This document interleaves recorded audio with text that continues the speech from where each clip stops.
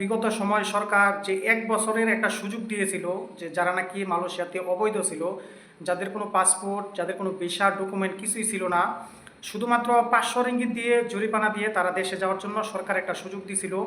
দিন আপনার লাগাতার যে মালয়েশিয়া ইমিগ্রেশন আপনার অপারেশন দিতেছে। আর যারা নাকি মালয়েশিয়াতে থাকে একমাত্র তারাই বলতে পারে যে মালয়েশিয়ার ইমিগ্রেশনগুলো আপনার কতটুকু কঠিন। আসসালামু আলাইকুম ওরহমতুল্লাহি ওবরাকাতু। আশা করি সবাই ভালো আছেন। আলহামদুলিল্লাহ, আপনাদের দোয়া ও ভালোবাসায় আল্লাহ তাআলার অশেষ রহমতে আমি অনেক ভালো আছি, সুস্থ আছি। এর জন্য আল্লাহ রব্বুল আলমিনের কাছে হাজারো শুকরিয়া, আলহামদুলিল্লাহ। দেশ এবং প্রবাস থেকে যারাই আমার এই ভিডিওটা দেখছেন, আপনাদের প্রতি অনেক ভালোবাসা ও অভিনন্দন।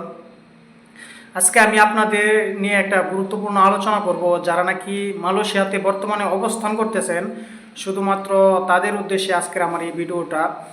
যে আপনারা জানেন বিগত সময় সরকার যে ১ বছরের একটা সুযোগ দিয়েছিল যে যারা নাকি মালয়েশিয়াতে অবৈধ ছিল, যাদের কোনো পাসপোর্ট, যাদের কোনো ভিসা ডকুমেন্ট কিছুই ছিল না, শুধুমাত্র ৫০০ রিঙ্গিত দিয়ে জরিমানা দিয়ে তারা দেশে যাওয়ার জন্য সরকার একটা সুযোগ দিয়েছিল পুরো ১ বছর। যে ১ বছরের ভিতরে প্রায় আপনার ১-১.৫ লক্ষর উপরে লোক আমাদের মালয়েশিয়াতে যে বাংলাদেশি ভাইয়েরা অবৈধ ছিল তারা চলে গেছে। তো সেই ১ বছরের যে ডেটটা, এটা গত আপনার যে ডিসেম্বর পর্যন্ত ছিল, লাস্ট ৩১ তারিখ। তো এই জানুয়ারি মাস আসার পরে যারা নাকি মালয়েশিয়া অবস্থান করতেছেন, যে আপনারা যারা নাকি অবৈধ আছেন, ট্যুরিস্টে আসছিলেন, বর্তমানে কাগজ নেই কিংবা কোম্পানিতেই ছিলেন, এখন আপনাদের যে কাগজ ডকুমেন্ট আপনারা যে আর ভিসা লাগাইতে পারেন না বা যে কোনো সমস্যার সম্মুখীন হয়ে আপনারা বর্তমানে অবৈধ আছেন, যে আপনারা একটা জিনিস মাথায় রাখবেন। দেখেন, সরকার যেহেতু একটা বছর সুযোগ দেওয়ার পরেও অনেক ভাই যে আমরা সুযোগ দিয়েছি তারপরও যায় না, কারণ প্রবাসে আমরা চাই যে একটা সফলতা অর্জন করার জন্য, যার কারণে সরকার সুযোগ দেওয়ার পরেও আমরা যাইতে চাই না। আর এই মালয়েশিয়াতে আপনার একটু সুযোগ আছে যে না, অবৈধ লোক থাকা যায়, এমন একটু সুযোগ সুবিধা আছে। তো আপনাদের ব্যাপারে কথাটা হলো যে যারা নাকি বর্তমান সময়ে যে এখানে ১.৫ লক্ষ লোক কর্মী যাওয়ার পরেও অসংখ্য কর্মী এখনও প্রায় ২-৪-৫ লক্ষ কর্মী এখনও আপনার এই মালয়েশিয়াতে আছে, যাদের নাকি কাগজপত্র নেই, ডকুমেন্ট নেই।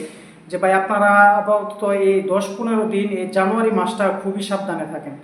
আপনারা দেখেন যে ২৪শে ডিসেম্বর, ৩১শে ডিসেম্বর যাওয়ার পরেই জানুয়ারির ১ তারিখ থেকে প্রতিদিন আপনার লাগাতার যে মালয়েশিয়া ইমিগ্রেশন আপনার অপারেশন দিতেছে। আর যারা নাকি মালয়েশিয়াতে থাকে একমাত্র তারাই বলতে পারে যে মালয়েশিয়ার ইমিগ্রেশনগুলো আপনার কতটুকু কঠিন, আপনি পালিয়ে যাবেন এমন কোনো সুযোগ নেই। আর তারা এমনভাবে অপারেশন দেয় যে একটা লোকও পালানোর মতো কোনো সুযোগ থাকে না। এজন্য এখন মনে করেন যে অনেকের স্বপ্ন যে না, আমি সফলতার দুয়ারে পৌঁছতে পারি নাই, আমি এখন দেশে যাব না, এই স্বপ্ন নিয়ে আপনারা আছেন। এজন্য এখন আপনারা যেখানে থাকেন না কেন, মনে করেন যে আপনি ২টা টাকা কম ইনকাম করার চেষ্টা করেন। যে আপনি যদি ১-২ মাস একটু সেভে থাকতে পারেন, তারপর আপনি একটু ভালো থাকতে পারবেন। এখন যদি মনে করেন আপনি ধরা পড়ে যান, তাহলে আপনি অনেক কষ্টের সম্মুখীন হবেন। তাছাড়া এখানে সরকার সুযোগ দিছে, আপনারা যান নাই এই কারণেও।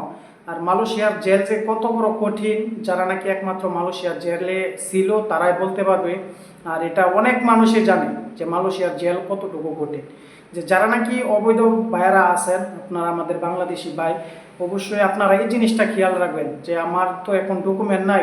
আপনারা যে আগে যেভাবে চলাফেরা করতেন, যে কোনো বই থাকতো না, বা যে আপনারা যেভাবে আগে সাদামাটা চলাফেরা করছেন, এখন আপাতত মাসখানেক আপনারা একটু সাবধানে চলাফেরা করেন। যে পাচার মালামগুলো আছে আর যেখানেও রুমে থাকেন সেখানে একটু সাবধানে থাকার চেষ্টা করেন।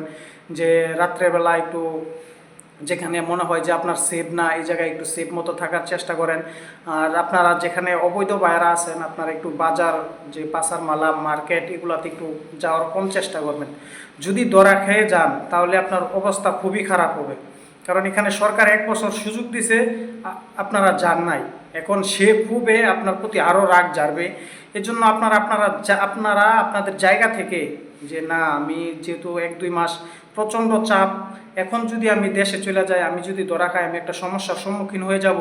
এজন্য ১-২ মাস চেষ্টা করেন যে যেখানে মনে করেন যে না, এখানে থাকলে আমার একটু ভয় আছে, আপনি ভাবতেও পারবেন না এমন জায়গায় ইমিগ্রেশন দিয়ে দিবে, হঠাৎ করে ইমিগ্রেশন রেট পড়ে যাবে, আপনি কখনো ভাবতেও পারবেন না। এই জন্য এই জিনিসটা ভাই, যারা অবৈধ ভাইয়েরা আছেন, যে আমাদের বাংলাদেশি ভাইয়েরা, আপনাদের কাছে রিকোয়েস্ট যে আপনারা তো অবশ্যই জানেন যে না, আমরা কিভাবে সেফ থাকতে হবে এটা আমাদের নিজেরটা আমরা বুঝি। তারপরও অনেক ভাইয়েরা এই জিনিসটা মাথায় রাখে না, যে কাজ করতেছে, যে আজকে 5 বছর ধরে আসি এখন পর্যন্ত ধরে নাই, তো এখন কি আর ধরবে।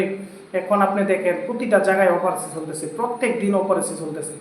যদি ধরা খেয়ে যান, এই জন্য আপনি আপনার জায়গা থেকে যতটুকু সেফ থাকতে পারেন সেফ থাকেন। তারপরে যদি নসিবে থাকে তাহলে তো কিছু করার নেই। এই জন্য নিজের জায়গা থেকে যতটুকু সেফ থাকতে পারেন সেফ থাকবেন।